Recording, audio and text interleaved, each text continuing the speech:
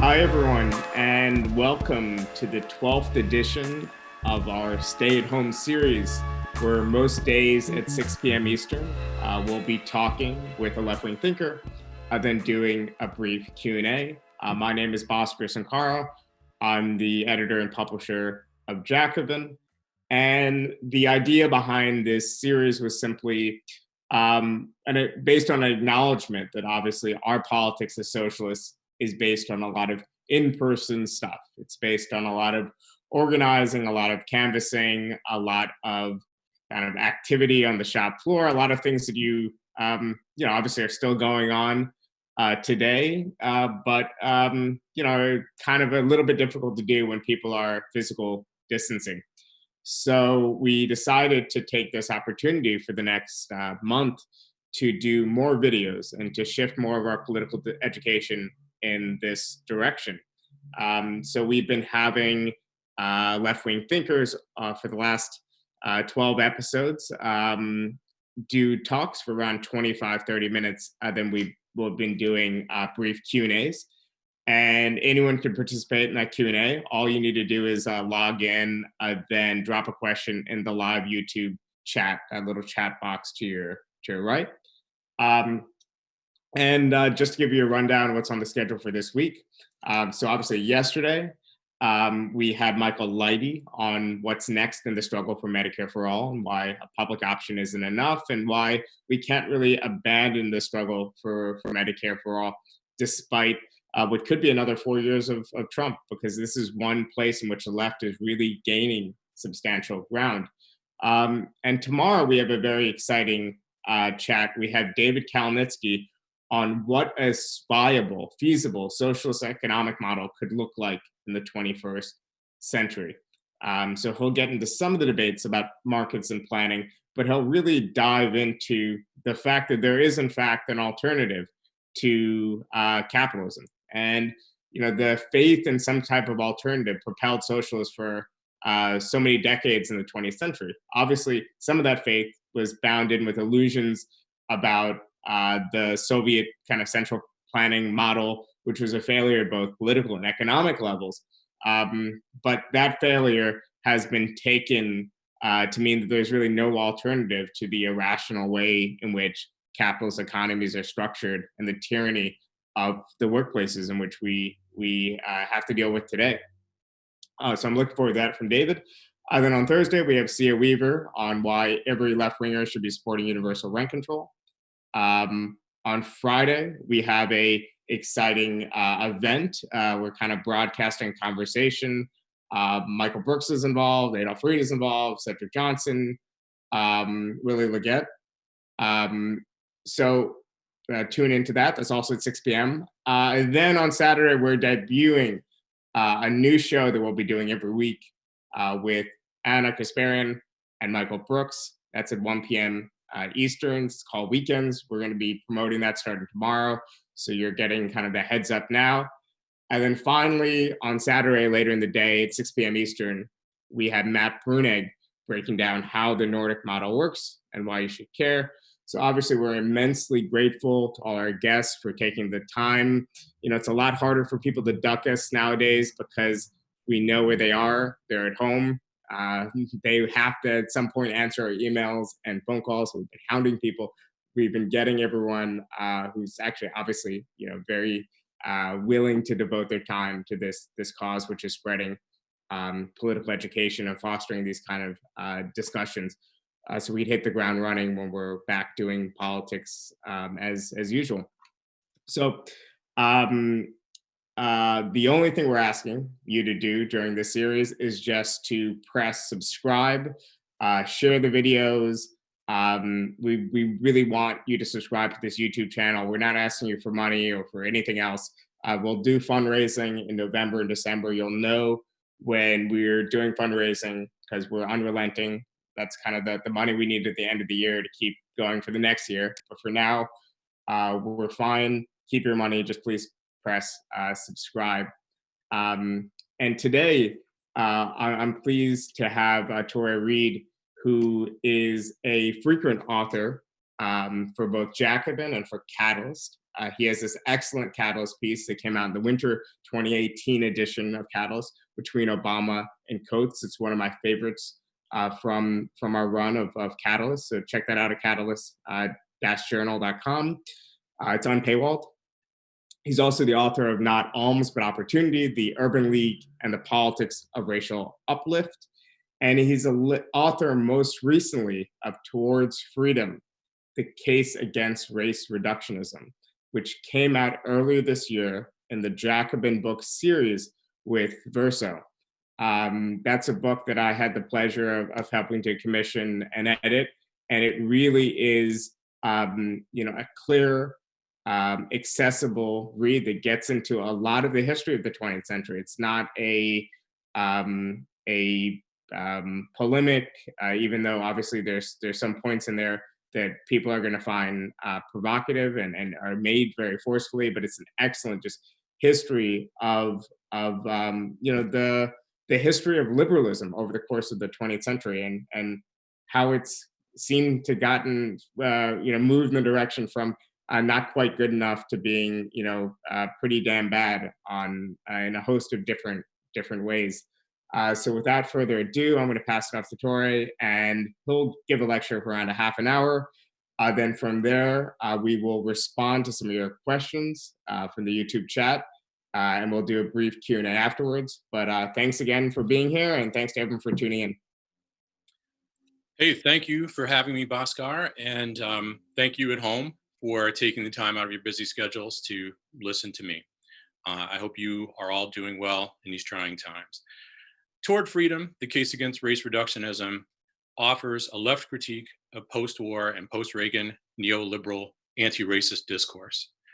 I ultimately set out to draw attention to the consequences of liberals' long retreat from class-based understandings of inequality in favor of what I call race reductionist framework, defined as frameworks that generally abstract racial disparities from the political economic forces that generate them.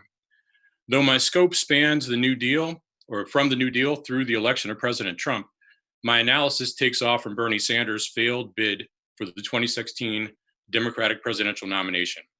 2016, as I think most progressives would agree, was a pivotal moment in American politics.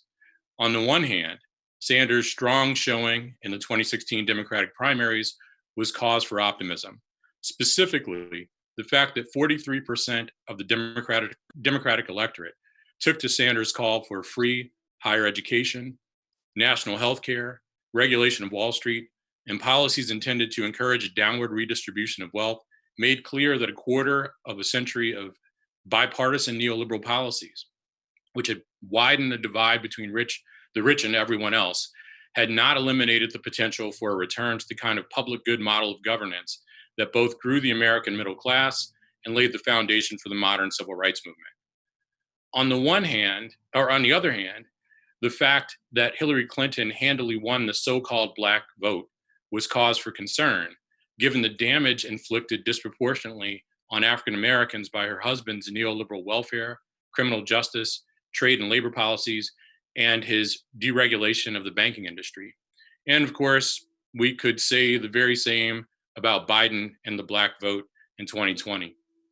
What was most interesting about Sanders' poor performance with Black voters, and this would be true of 2020 as well, was that liberals and many left identitarians often attacked him from the right via rhetorically left identity politics frameworks. Specifically, Sanders' liberal critics generally cast his agenda as anachronistic class politics that deflected attention from white racism and its consequences for Blacks. Some of you may recall Hillary Clinton made this very case in 2016, using constructs like systemic racism and implicit bias to deflect attention from the disproportionately negative impact her husband's policies had on African Americans.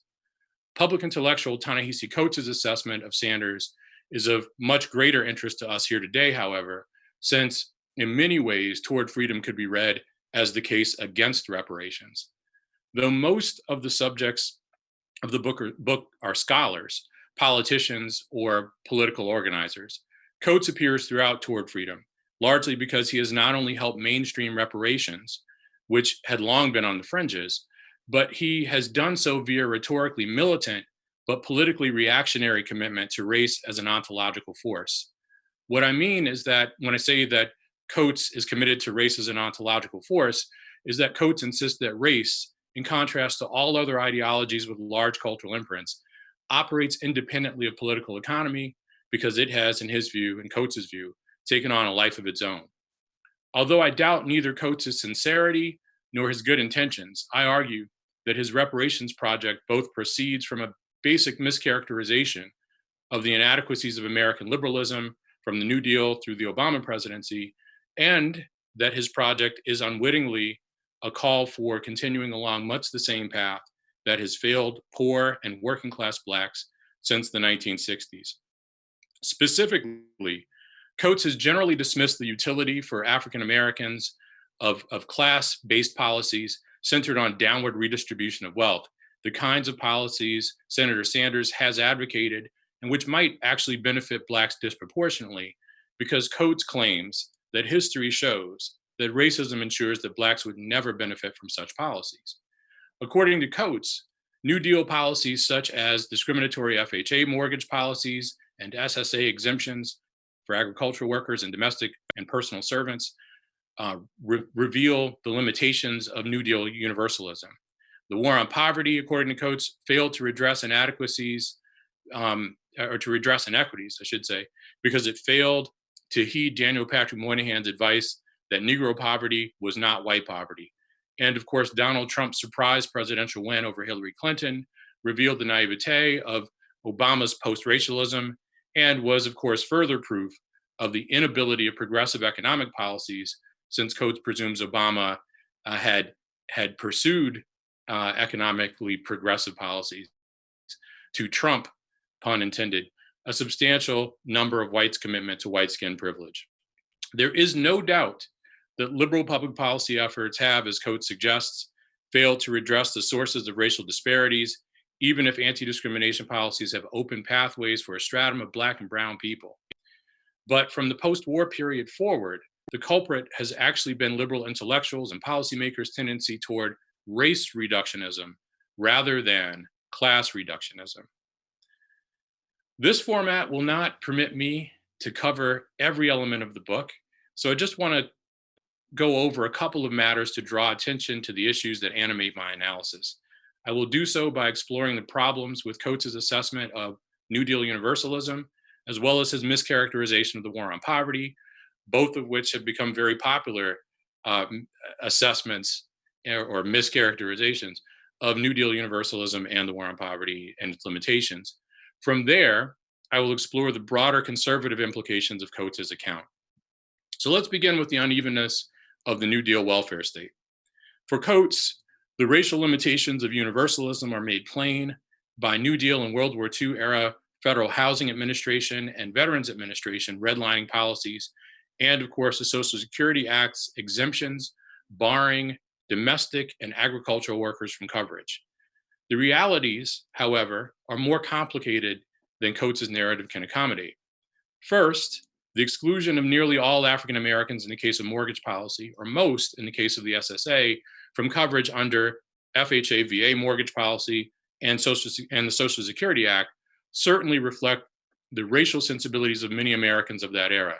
However, these laws' parameters also reveal the centrality of economic exploitation to what we reflexively call racial bias. What I'm getting at is that if one considers that the FHA and the Social Security Act were drafted with input from the real estate and agricultural industries, and they were, it is apparent that the exclusion of African Americans from federal mortgage policy and other such welfare programs disadvantaged most Blacks with the aim of enriching the business interests that had long exploited them. In fact, the majority of domestic and agricultural workers exempted from the SSA and, for that matter, the Fair Labor Standards Act, 74% were actually white. So again, whites accounted for 74% of the workers exempted from the SSA and, for what it's worth, the Fair Labor Standards Act coverage. It is important to remember that the American Farm Bureau, the AFB, the largest agricultural lobby of the day, had actually lobbied against extension of Social Security coverage, not just to field hands, whatever their race, but also to farm owning proprietors. And the reason that the AFB opposed Social Security, period, in agriculture, was because the AFB opposed the tax, and of course, plantation owners viewed Social Security benefits as a threat to their managerial prerogatives. So Blacks were indeed overrepresented among those workers who were excluded from the Social Security Act by way of these exemptions. However, the vast majority of workers who were excluded were white, which should complicate this narrative a bit. That the narrative that should be complicated is the idea that white racism, period, is responsible for these exemptions. Capitalist prerogatives are a major facet of this.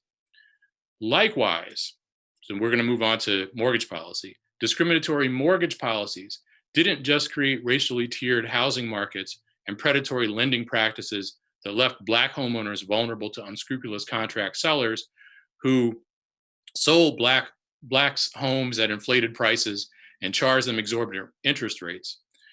Racially tiered housing markets also created opportunities for real estate investors called blockbusters to exploit white homeowners.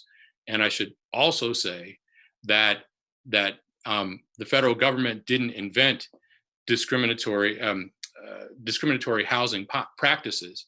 Discriminatory housing practices predated the New Deal. The New Deal enshrined into law what had actually already been the practices of the real estate and banking industries. The second item on our menu for the limitations of Coates' understanding of the New Deal is that it's true that Blacks did not receive their fair share of relief, by which I mean Blacks did not receive relief at rates equal to their need. Blacks were overrepresented among the unemployed, thanks to discrimination in the administration of New Deal relief programs.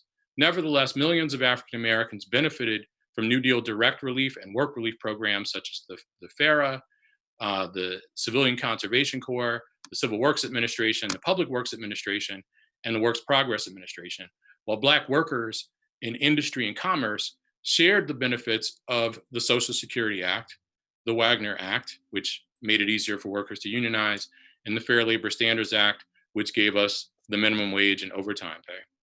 It's also worth noting that Blacks ultimately showed their support for the New Deal with their votes, since they would leave the party of Lincoln in 1936 for the party of Roosevelt. Finally, when combined with the high rates of Black unemployment during the Depression decade, the New Deal's efforts to right a listing capitalist economy by extending legal protections to workers for the public good not only encouraged African Americans of this era to view racism through the lens of economic exploitation, but the New Deal would also establish the legal frameworks that and the institutional capacity for political mobilization that were at the heart of the modern civil rights movement. In the post-war era, the rightward turn in American politics, the assault on organized labor, and of course the Cold War, displaced discourse on race and inequality grounded in political economy, which had dominated among Blacks during the New Deal and even World War II, in favor of frameworks centered on ethnic group culture and interpersonal relations. And while Ta-Nehisi Coates and a slew of activists and commentators on MSNBC claim that generations of liberals, presumably white liberals, have tended to downplay race and racism's role in shaping outcomes, this is not true in the post-war era. Through concepts like ethnic pluralism and culture of poverty, liberal intellectuals in the post-war period stressed the sway of ethnic and racial attitudes, as well as ethnic group culture, rather than structural economic forces over a group's progress. And I want to repeat that.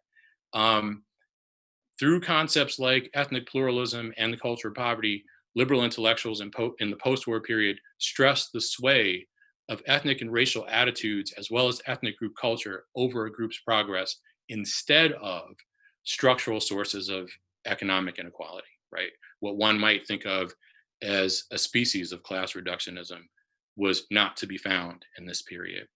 Coates has celebrated Daniel Patrick Moynihan's, or has celebrated Daniel Patrick Moynihan, who is the author of the so-called Moynihan Report, which emphasized, among other things, the distinctiveness of Black poverty. And again, Coates celebrates that. Moynihan's emphasis on the distinctiveness of Black poverty centered on what we might think of as structural racism and, of course, the culture of poverty. Specifically, Coates contends that the Johnson administration's failure to recognize the distinctiveness of Black poverty in terms outlined by Daniel Patrick Moynihan in the Moynihan Report published in 1965 led to class, according to Coates, rather than race-based initiatives, which, again, according to Coates, ensured the war on poverty's failure.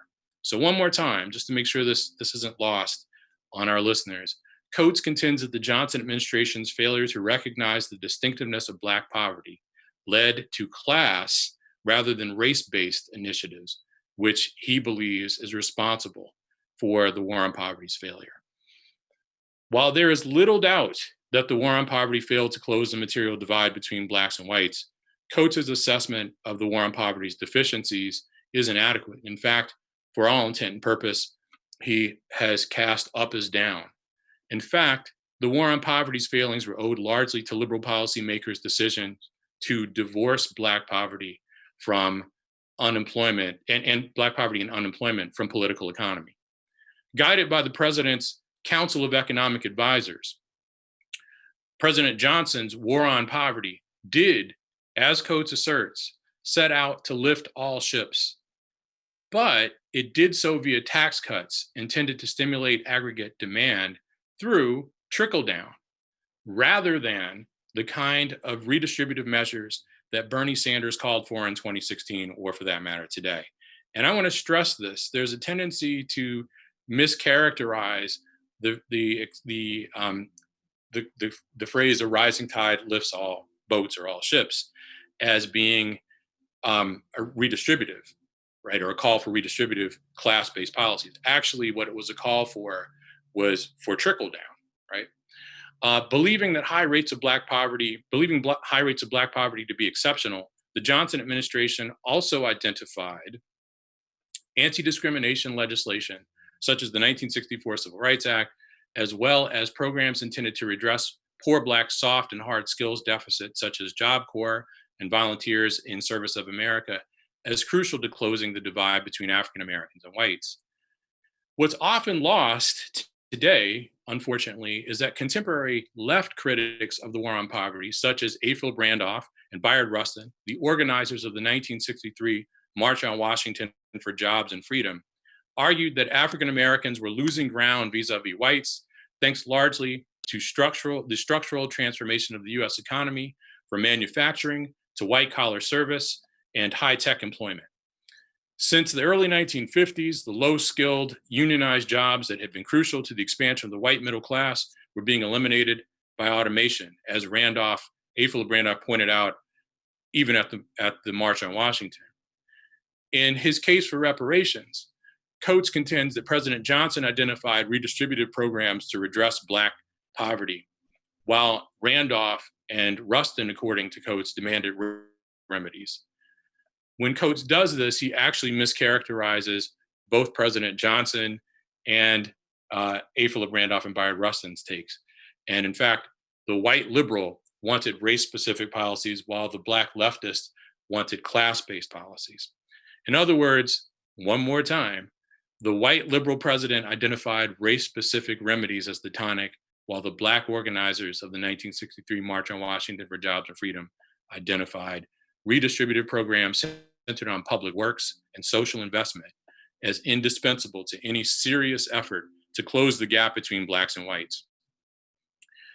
Randolph and Rustin would make this plain in the Freedom Budget for All, which was a $100 billion program drafted by former CEA head Leon Kaiserling, which sought to close the racial wage and wealth gap via guaranteed living wage employment for able-bodied Americans, all able-bodied Americans, irrespective of race. The bottom line is that the Johnson administration ultimately rejected redistributive programs precisely because it presumed that Negro poverty was not white poverty. The war on poverty therefore failed in large part because policymakers viewed racial disparities not through the lens of political economy, as Bernie Sanders has advocated, but through the lens of ethnic pluralism, which is essentially what Ta-Nehisi Coates is actually calling for. Ta-Nehisi Coates has cast the 2016, I'm going to jump ahead to more or less where we are today, right? I'm going to go back to the 2016 presidential election and make my way up to 2020, hopefully, if time permits. Ta-Nehisi Coates has cast the 2016 election of President Trump as evidence of the inexorable white prejudice that he believes demonstrates the infeasibility of class-based politics, while making clear that reparations, in Coates' view, is the only conceivable fix for lingering racial disparities.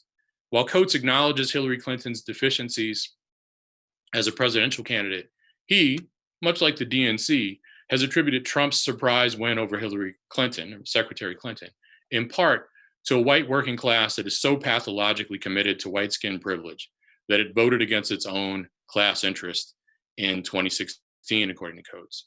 To be sure, Coates is clear that working class whites are not solely responsible for Trump's win. Nevertheless, the fact that Clinton lost to Trump in Pennsylvania, Michigan, and Minnesota highlights for Coates and many other liberals and left identitarians the limitations of class-based appeals. Such claims, of course, not only look past the fact that many of the white voters Trump flipped in 2016 had voted for a Black man in 2008 and possibly even 2012, which should call into question the idea that these people were driven principally by their racial animus. But these claims also require that one project an economic progressivism onto President Obama and even the Clintons that just was not there. Don't have time to get into that, I bet, but you know what I'm talking about if you're a subscriber to Jacobin. Likewise, Coates cannot explain how whites who are allegedly so racist that they supposedly voted against their own class interest to obliterate the legacy of the nation's first Black president could be persuaded to embrace reparations, a welfare program from which they could never hope to benefit. Coates does not have to explain this, of course, partly because reparations' appeal is that it is a call for moralizing at the expense of substantive structural reform, or at least it creates the potential for moralizing at the expense of structural reform. There is no doubt that post-war liberal orthodoxies have failed to redress racial disparities. The culprit, however, is not the sway of a metaphysical racism, but rather the roots of contemporary disparities can be traced to far more comprehensible forces, such as the tensions within the New Deal between the regulatory and the compensatory state models, and the related mid-century tensions between industrial and commercial Keynesianism, the contrasting influences of the New Deal and Cold War on the parameters of liberal discourse about race and inequality, and neoliberalism's rise from the ashes of the Keynesian consensus. In other words, the problem is not, as Coates insists, that liberals have long attempted to redress Black poverty by reducing racism to class exploitation, resulting in universal policies that focus on economic sources of inequality as an alternative to addressing racism. The problem is that liberals have remained committed to viewing racial disparities through race reductionist lenses that not only abstract race from class, but they sometimes even reify race and racism. So by attributing racial disparities to an inexorable white prejudice, Coates' post-racial commitment to racial ontology signs off on white liberal hand-wringing and public displays of guilt as alternatives to practical solutions. I want to leave the viewers with a final thought. I'm doing much better on time than I had thought, by the way. With the election of President Trump, race reductionist and other identitarian frameworks have not only dominated liberal discourse about inequality, but they have helped establish a political framework that uses superficially left rhetoric to either obscure conservative political ends or to cast already failed approaches to redressing inequality as something other than what they are. At first blush, this claim might seem somewhat paradoxical, given the sudden swell of interest in the reparations brand during the Trump years actually makes clear that reparations is a road to nowhere. So again, since I botched that a little bit, I want to go back over that point. I can appreciate the fact that in this moment, it might be hard to hear that race reductionist frameworks ultimately use left rhetoric to obscure conservative political ends or to cast already failed approaches to redressing inequality as something other than what they are. That might seem like a paradoxical assessment. But again, I'm going to stress that the sudden swell of interest in reparations as a brand during the Trump presidency really is a crucial tell about the limitations of reparations as a political project. And for all intent and purpose, the reality is that it's a road to nowhere. Several 2020 Democratic presidential hopefuls, as you all recall, expressed support, qualified support in most cases, for reparations. With the exception, of course, of Marianne Williamson, none called for anything reasonably understood as reparations, a check cut to African Americans as a payment for their past and current suffering. And Marianne Williamson certainly did make a case for reparations, and kudos to her for being principled. Instead, what the other Democratic hopefuls proposed was means-tested programs branded as reparations. Worse yet, they generally eschewed class-based redistributive programs in favor of narrow means-tested initiatives. Let's take progressive Elizabeth Warren's proposals for closing the racial wealth gap, because I think that offers a very clear window onto reparations' rightward pull. For you, it would be this way, I guess. For me, it's this way. Rightward pull on contemporary political discourse. Senator Warren had not only called for, when she was running for president, she had not only called for a $7 billion intra-racial trickle-down program intended to infuse wealth into the Black community by growing the ranks of Black entrepreneurs, but her narrow focus on the racial wealth gap had led her to reject universal student loan forgiveness in favor of means-tested proposals. And I'm going to repeat that last part. Her narrow focus on the racial wealth gap led Senator Warren to reject explicitly universal student loan forgiveness in favor of a means-tested proposal because she claimed that elimination of all student loan debt would exacerbate the racial wealth gap. If one considers, and I think one should, the abysmal first-year failure rate among new businesses, as well as small business owners as a class, notorious antagonism to living wage policies, and in many cases, some small business owners even oppose the idea of a minimum wage. And they oppose the idea of the minimum wage because, as comedian Chris Rock said 30 years ago, what the minimum wage means is if it was legal, they would pay you less, right? But anyway, despite the fact that new businesses have an abysmal first-year failure rate, and small business owners are notoriously antagonistic to not just living wage policies, but even the concept often enough of a minimum wage, it's not clear that growing the ranks of Black entrepreneurs would translate into good jobs for a meaningful number of Black workers, working class people. Likewise, and this is really fascinating, since African Americans are much more likely than whites to finance their educations with federal student loans, Blacks would actually benefit disproportionately more than whites from universal debt forgiveness, right? Student loan debt forgiveness. MSNBC's Joy-Ann Reid and a host of others insist, in keeping with the limitations of reparations as a model, or at least the language of reparations as a model. MSNBC's Joy-Ann Reid and a host of others insist that what Black people want when it comes to race is a reckoning, suggesting that economic policies that Blacks might benefit from disproportionately are of less value to African Americans. Living wage policies, free higher education, and national health care are certainly of less value to the class of well-paid Black professional managerial professionals who NGOs, the Democratic Party, and media outlets tap as the representatives of the race. But this too highlights the problem with treating race as if it exists apart from class.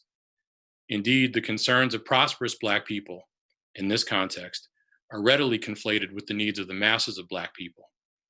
And that is your crucial tell. I would submit that the masses of Black people deserve better. And I'm done with about a minute or so to spare. Not bad at all. I'm very impressed, especially for academics. We want them to go for 30 minutes. We tell them most of the time they have 20 minutes. I told Touré the real time he had, and he hit the mark. So thank you for that. And just a reminder to everyone, if you want to participate in this conversation, you should put your questions in the chat. And you've been listening to Stay at Home, which is kind of a series we're running almost every day on the Jacobin YouTube channel at 6 p.m. Eastern. And we're talking with left-wing thinkers on a host of different topics. We're putting in your questions. Some of them are related to coronavirus, but most are just things that will hopefully be of use for years to come, because I know these issues seem to reoccur over and over again. And a lot of the battles we're having now, I think, is, they're rooted in part about an ignorance of what it actually took to win even the measure of equality that we have in this country now. From the New Deal to the struggle for civil rights in the 1960s, the left's history hasn't been a history of complete failure. But if we at this point say, oh, the civil rights movement did nothing, things are just as bad as before, or if we say the New Deal was completely racist and didn't help anyone and it wasn't good, then what we're saying is that the left's role in American history has amounted to absolutely nothing. And I think, talks like this, books like Toward Freedom, these are opportunities to really examine and the actual history, which by all means wasn't an unmitigated success. We didn't get the Communist Party's version of the New Deal, and we didn't get Rustin and Randolph's version of the civil rights movement completely. But the left did play a role shaping these programs for the better. All right, so after that soliloquy, I see we have questions now. Questions are coming about. I guess there's one that I think it might be worth starting with from Carissa, which is, what do you think about what seems like a shift in the Sanders campaign to accept some of the identitarian frameworks to understand racial disparity? So obviously, it seemed like there was a subtle one in some of the framing of certain things. By all means, I'm not saying Sanders was in the Elizabeth Warren camp with his pandering and how he phrased things, but it seems like he was embracing a little bit more of that rhetoric, at least.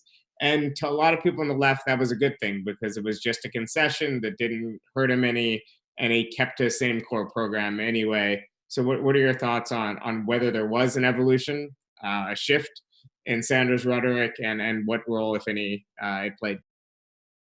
Well, I'm glad I don't work for the Sanders campaign because then I can speak frankly, I guess. From afar, it certainly smacks at this point of a kind of desperation that is counterproductive. I mean, or at the very least, a capitulation that might be owed to desperation that is counterproductive. First, I mean, he was under immense pressure, obviously, from various entities, right, from the cable news outlets all the way down to grassroots activists, to recast, to deal with his so-called race problem. And I think his so-called race problem, which would have been revealed in his poor showings, obviously in the South, right, were probably, as I think Cedric Johnson has argued, reflective of a tendency, particularly in places like South Carolina, of Black voters to think more defensively than aspirationally. And if one considers the recent history of Blacks in the United States, or I might even say working class people, no matter their race in the United States, you can find many instances in the last 25 years of working people, black and white, uh, who would benefit from an aspirational politics thinking more defensively than aspirationally. You see this with organized labor, for example, which very clearly thinks defensively rather than aspirationally, right? I mean, it didn't make sense for organized labor to embrace Hillary Clinton and to endorse her in 2016 as early as many unions had. But from their vantage point, this was a defensive rather than an aspirational move. And I think, again, for many black voters, we have a version of that same thing going on. Sanders tonight, I believe, is actually doing a live stream on race and the coronavirus. I think that's later this evening. And again, I mean, I don't think that this is terribly constructive because I suspect that, well, first and foremost, whoever won the southern states in the Democratic primaries would not likely win it in the general election. More to the point, the race reductionist framework really is cast, I think, to detract from the kind of agenda that Sanders is advancing. And in capitulating to it, I think he undercuts his agenda. I rambled a bit, I'm sorry. But that's at least a partial stab at that question. So there's one question that was emailed in that I think is interesting, but it kind of requests a clarification on some of the points you made about the New Deal, and I guess that I made in passing as well. So obviously, as a preface, one interesting thing from this time last year, was when AOC obviously had just put out her Green New Deal bill. You know, a very good bill with lots of good components that she's been a strong advocate for. I'm completely I lean on the side of AOC apologist, but she had that panel where she criticized the New Deal, and I couldn't pull it up, but I think it was something. I don't remember the exact quote, but I think it was saying that it was an extremely economically racist policy because it drew red lines around Black and Brown communities. So your defense of the New Deal, which I think is absolutely correct, was pointing out that most of the exclusions that took place to Social Security Act and so on were exclusions based on agricultural, domestic laborers. Obviously weren't great, but they were in line with exclusions that were put elsewhere. They were exclusions that didn't actually explicitly, weren't race-based. Exclusions that actually in gross impacted more white workers than Black workers, even though it disproportionately impacted Black workers in the 30s. But a lot of the comments, let's say from that AOC quote, or from what other leftists bring up, would be housing policy, particularly in the 40s. So I guess, how do we evaluate the New Deal? Do we break it up into two? And how do we respond to people who will point out the New Deal's racist legacy when we're trying to use the rhetoric of the New Deal to obviously inspire a broad-based, universal, social democratic program today? Sure. Well, the first thing I would say is this. It is not news to anyone who's a professional historian or had, I don't know, paid attention in a US history course taught maybe 1988 forward. 1988 is when I entered college, by the way, so that's why I picked that year. But anyway, it's not news that the New Deal's purview was circumscribed, that Blacks did not benefit equally from New Deal policies, right? It's interesting, when I was in grad school in the 90s, though, many of the leftists who had made this point, that the New Deal's purview was, the benefits of the New Deal were uneven, that the principal beneficiaries of the New Deal were disproportionately middle class, or people who today are middle class whites, that Blacks may have benefited, but that the principal beneficiaries are white. Many of those academics who had made this case in the dawn of Clintonism made that case to highlight the fact in an era in which the Democrats were even engaged in a racialized war on the welfare state, that the welfare state was crucial to the expansion of any middle class in the United States, right? That there was a bifurcated welfare state, I believe as Michael Brown put it, in which Blacks did not get the better version of it, right? So none of this is really new stuff.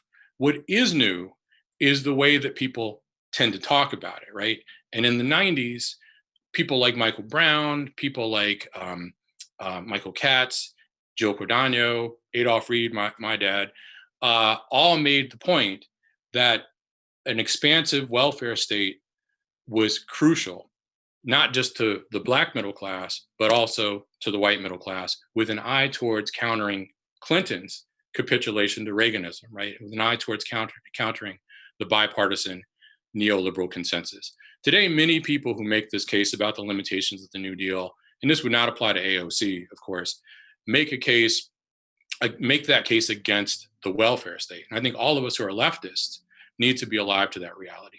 The second point that I want to make, though, is that while it's a given that Blacks did not benefit fully from the New Deal, and such policies, of course, reflected the racial sensibilities, but also the class sensibilities of the era, since the New Deal's overarching aim was to right a listing capitalist economy. It wasn't socialism, right?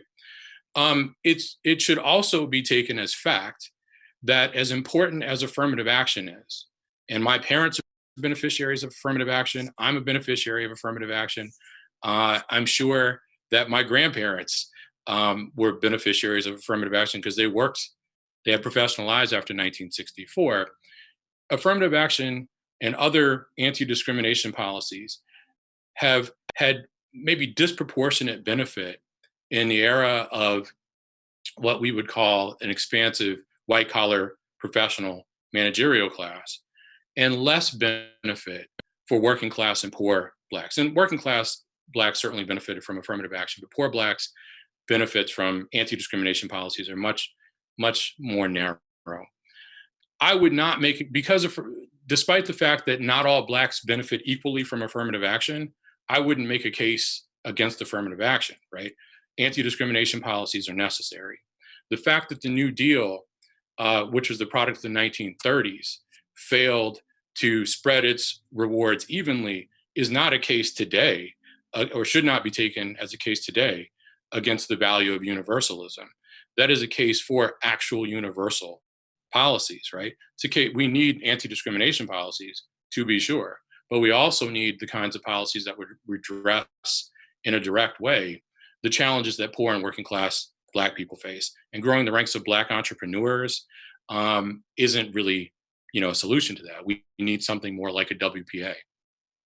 And Touré actually wrote an article in Jacobin a couple years ago, maybe even 3 years ago, on the labor roots of affirmative action, which is actually kind of an interesting history. So people should check it out on the Jacobin site. So I'm going to give you two questions at once because a bunch are coming in. One from Terrence is, how difficult has it been to combat woke neoliberalism in the classroom? So in other words, just about the environment in classrooms, whether you get pushback when you make this argument. I bet it depends a lot, by the way, what classrooms you're talking about, because, I find it much easier to make orthodox Marxist points at like a CUNY school if I'm giving a lecture than if I give like a guest talk at an Ivy League university. So then one other question from Paul, which is, how has the way we think about the issue of criminal justice been clouded by race reductionism? So two questions for you there. So I think with respect to the first question, in keeping with your point, Bhaskar, for me anyway, teaching against woke neoliberalism hasn't been horrible. I think partly because I have really great, thoughtful students, but one of the nice things about teaching at a public university is that a lot of my students, most of my students aren't the elite. And most of my students, at least, many of my students, I won't say most of my students are middle class, but a decent number of my students, have anxieties about employment. They have anxieties about healthcare. and the like. And so material concerns are really, I think, at the forefront of the minds of a lot of my students, not all. It's also been my experience, though, that if one approaches matters of economic inequality in a way that is human, that people tend to listen. And I think that's probably been one of the things that that you found at the CUNY campuses versus at Princeton or wherever, right? With respect to the second question, if I recall, it was something to the effect that how do race reductionist frameworks cloud problems of criminal justice, right? I think was that the question? Did I get it right? Yeah, that was it. That was it. Cool. So I think they cloud the problems of criminal justice in pretty obvious ways. I was surprised to learn, and I'm sure a lot of your viewers already knew this, but I learned just a few years ago, that the Justice Department doesn't compile statistics on the inmate population on the basis of class, so that researchers who want to assess the role of class in shaping the inmate or its influence over incarceration have to use proxies like education. And so researchers like James Foreman Jr., Marie Gottschalk, I'm missing one, is it Clegg? Yeah, Clegg and Donner Usmani just Right. wrote something. Great article. Yeah, the economic origins of mass incarceration. Yes, and that was an awesome article. Go Catalyst and Cedric Johnson have all, to one degree or another, explored the crucial role of class in informing who is incarcerated, and it comes along a couple of paths. One obvious one, and the recent Catalyst article, I think, draws this out very nicely, is that while there's a tendency to periodize the era of mass incarceration with the war on drugs, right? I mean, the Michelle Alexander line. Actually, the expansion of the inmate population dates back to the 60s. And the Catalyst article makes the excellent point. Cedric Johnson makes this point as well. I think James Foreman Jr. makes this point, and I believe Marie Gottschalk makes this point, that the calls for tough on crime policing, came not simply from above, but they came from below, from localities, right?